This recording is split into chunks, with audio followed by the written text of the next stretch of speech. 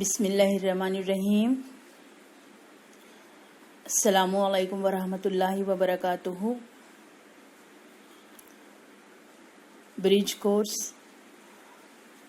मज़मून रियाजी जमात हश्तुम तालीमी साल 2021-22।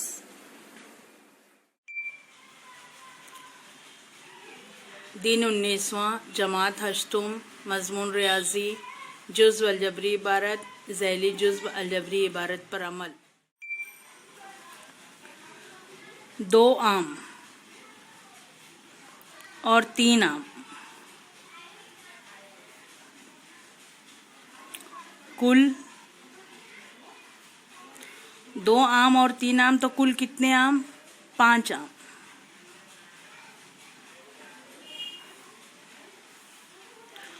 2 आम और 3 चीकू तो कुल फल कितने हुए? 5 फल। अब अगर हम आम के लिए एक अंग्रेजी का हुरूफ तहज्जी X इस्तेमाल करें और चीकू के लिए अंग्रेजी हुरूफ तहज्जी Y इस्तेमाल करें तो इसका जवाब क्या होगा? 2 आम यानी 2x 3 चीकू यानी 3y कुल फल 2x 2 आम और 3 चीकू। इसका जवाब इस तरह से होगा। तो ये कहलाती है अलजबरी इबारत। अलजबरी इबारत में क्या होता है?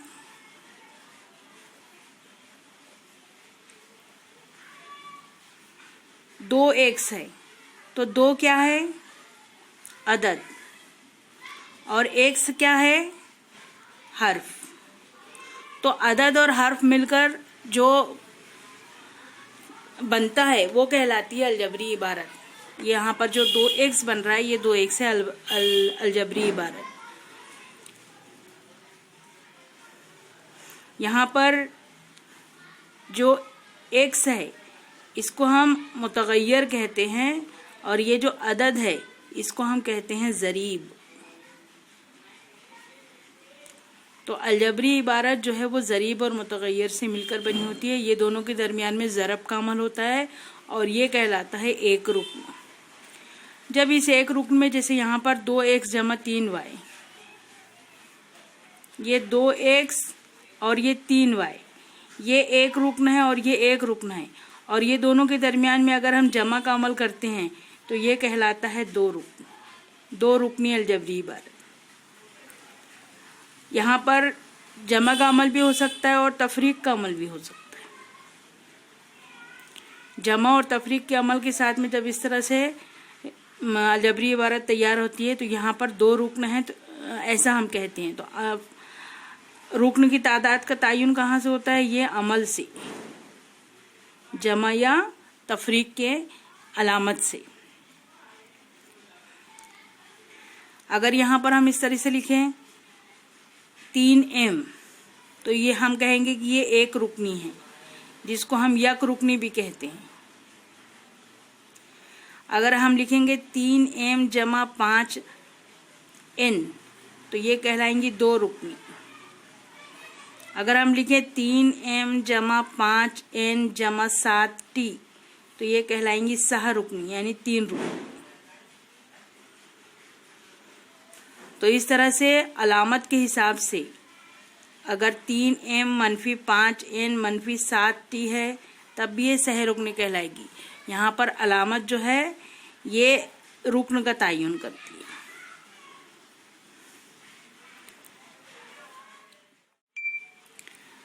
आइए मश्क करें।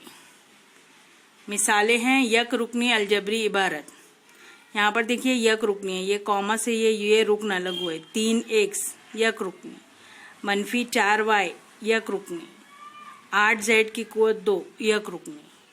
यहाँ पर ये जो अदद है जो ज़रीब है ये मनफी भी हो सकता है, मस्बत भी हो सकता है, नातिक भी हो सकता है। 5/2 3/4 इस तरह भी हो सकता है। x मुतगय्यर एक्स भी हो सकता है, मुतगय्यर एक्स की कुव्वत 2 भी हो सकता है, जेड की कुव्वत 2 भी हो सकता है, कुव्वत 3 भी हो सकता है। तो ये एक रुक्न और एक अदद और एक मुतगय्यर मिलकर बनती है यक रुक्नी।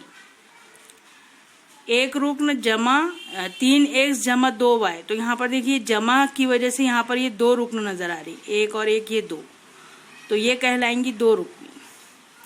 यहाँ ये कॉमा है, ये 5z मनफी 9p, ये 2 रुक्नी।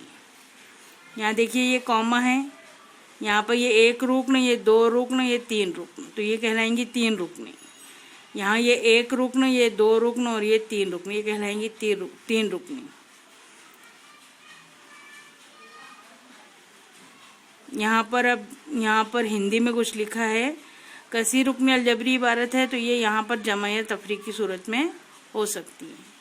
तो इस तरह से आपको यक रुक्नी, 2 रुक्नी, सह रुक्नी यानी 3 रुक्न होना चाहिए, और कसी रुक्नी इसकी आपको पहचान होना चाहिए। मश्क 19वां में ये आपकी एक्सरसाइज है। दर्ज झैल खाके में अलजबरी इबारतों को पहचान कर सही कर इस तरह का निशान लगाइए। पहचान कर है ये, अलजबरी इबारतों को पहचान कर ये इस तरह का निशान लगाएं। यहाँ अलजबरी इबारत दी हुई है, आपको बताना है कि ये यक रुक्नी है, 2 रुक्नी है या सह रुक्नी है। ये यक रुक्नी है, 2 रुक्नी है या सह रुक्नी। जो इबारत यक रुक्नी अगर है तो यहाँ पर यक रुक्नी की जगह अलामत इस तरह से लगाना है।